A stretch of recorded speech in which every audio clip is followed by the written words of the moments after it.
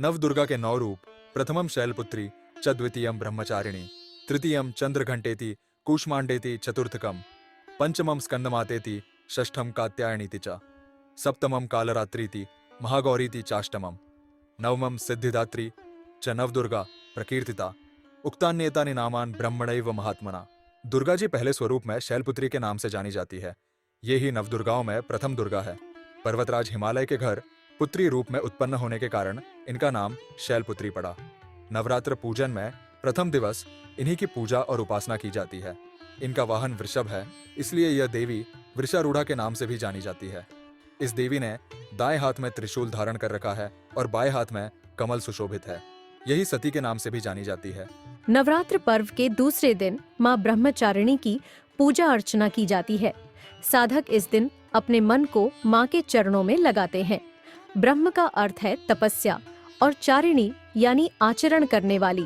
इस प्रकार ब्रह्मचारिणी का अर्थ हुआ तप का आचरण करने वाली। भगवान शंकर को पति रूप में प्राप्त करने के लिए घोर तपस्या की थी। इस कठिन तपस्या के कारण इस देवी को तपश्चारिणी अर्थात ब्रह्मचारिणी नाम से अभिहित किया। कहते हैं माँ ब्रह्मचारिणी देवी की कृपा से सर्व सिद्धि प्राप्त होती है। दुर्गा पूजा के दूसरे दिन देवी के इसी स्वरूप की उपासना की जाती है। इस देवी की कथा का सार यह है कि जीवन के कठिन संघर्षों में भी मन विचलित नहीं होना चाहिए। माँ दुर्गा जी की तीसरी शक्ति का नाम चंद्रघंटा है। नवरात्रि उपासना में तीसरे दिन की पूजा का अत्यधिक महत्व है और इस दिन इन्हीं के विग्रह का पूजन आराधन किया जाता है। इस दिन साधक का मन मणिपुर चक्र में प्रविष्ट होता है। इस देवी की कृपा से साधक को अलौकिक वस्तुओं के दर्शन होते हैं, दिव्य सुगंधियों का अनुभव होता है और कई तरह की ध्वनियां सुनाई देने लगती हैं। देवी का यह स्वरूप परम शांतिदायक और कल्याणकारी माना गया है। इसीलिए कहा जाता है कि हमें निरंतर उनके पवित्र विग्रह को ध्यान में रखकर साधना करना चाहिए। उनका ध्यान हमारे इहलोक और परलोक दोनों के लिए कल्याणकारी और सद्गति देने वाला है। इस देवी के मस्तक पर घंटे के आकार का आधा चंद्र है, इसीलिए इस देवी को चंद्र घंटा कहा गया है। इनके शरीर का रंग सोने के समान बहुत चमकीला है। इस देवी के 10 हाथ हैं। वे खड्ग और अन्य अस्त्र शस्त्र से विभूषित हैं। नवरात्र पूजन के चौथे दिन कूष्मांडा देवी के स्वरूप की ही उपासना की जाती है। इस दिन साधक का मन अनाहत चक्र में अवस्थित होता है। नवरात्रि में चौथे दिन देवी को कूष्मांडा के रूप में पूजा जाता है। अपनी मंद हल्की हंसी के द्वारा अंड यानी ब्रह्मांड को उत्पन्न करने के कारण इस देवी को कूष्मांडा नाम से अभिहित किया गया है। जब सृष्टि नहीं थी, चारों तरफ अंधकार ही अंधकार था, तब इसी देवी ने अपने ईषत हास्य से ब्रह्मांड की रचना की थी। इसीलिए इसे सृष्टि की आदि स्वरूपा या आदि शक्ति कहा गया है। इस देवी की 8 भुजाएं हैं, इसलिए अष्टभुजा कहलाई। इनके 7 हाथों में क्रमशः कमंडल, धनुष, बाण, कमल पुष्प, अमृतपूर्ण कलश, चक्र तथा गदा है।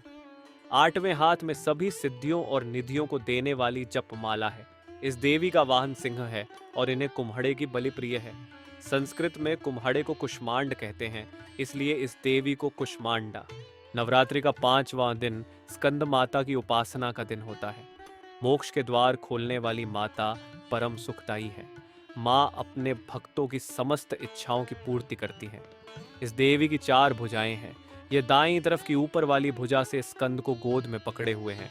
नीचे वाली भुजा में कमल का पुष्प है। बाईं तरफ ऊपर वाली भुजा में वर्ध मुद्रा में है और नीचे वाली भुजा में कमल पुष्प है।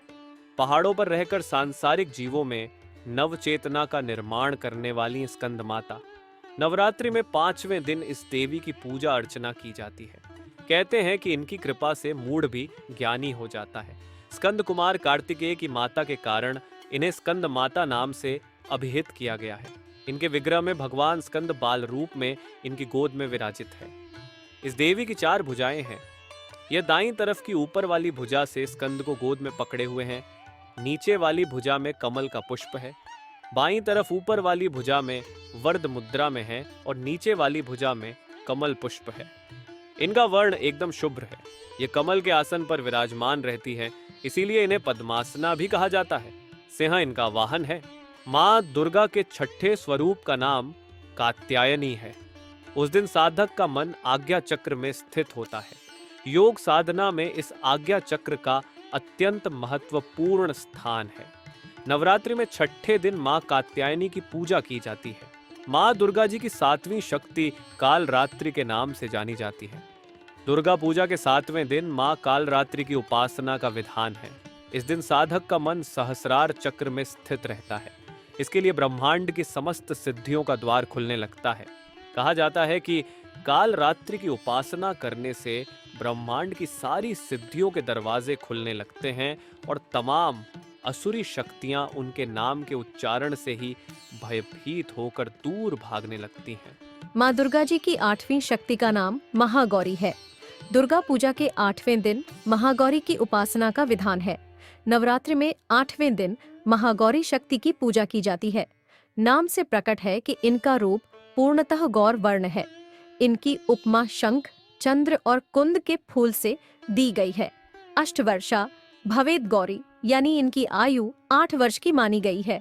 आभूषण और वस्त्र श्वेत हैं, इसीलिए उन्हें श्वेतांबर धरा कहा गया है। इनकी 4 भुजाएं हैं और वाहन वृषभ है, इसीलिए वृषारूढ़ा भी कहा गया है इनको। इनके ऊपर वाला दाहिना हाथ अभय मुद्रा है तथा नीचे वाला हाथ त्रिशूल धारण किया हुआ है। ऊपर वाले बाएं हाथ में डमरू धारण कर रखा है और नीचे वाले हाथ में वर मुद्रा है। इनकी पूरी मुद्रा बहुत शांत है। माँ दुर्गा की 9वीं शक्ति का नाम सिद्धिदात्री है। ये सभी प्रकार की सिद्धियों को देने वाली हैं। नवरात्र के 9वें दिन इनकी उपासना की जाती है। मान्यता है कि इस दिन शास्त्रीय विधि विधान और पूर्ण निष्ठा के साथ साधना करने वाले साधक को सभी सिद्धियों की प्राप्ति हो जाती है। इस देवी के दाहिनी तरफ नीचे वाले हाथ में चक्र, ऊपर वाले हाथ में गदा तथा बाईं तरफ के नीचे वाले हाथ में शंख और ऊपर वाले हाथ में कमल का पुष्प है। इनका वाहन सिंह है और यह कमल पुष्प पर भी आसीन होती है। नवरात्र में यह अंतिम देवी है। हिमाचल के नंदा पर्वत पर इनका प्रसिद्ध तीर्थ है।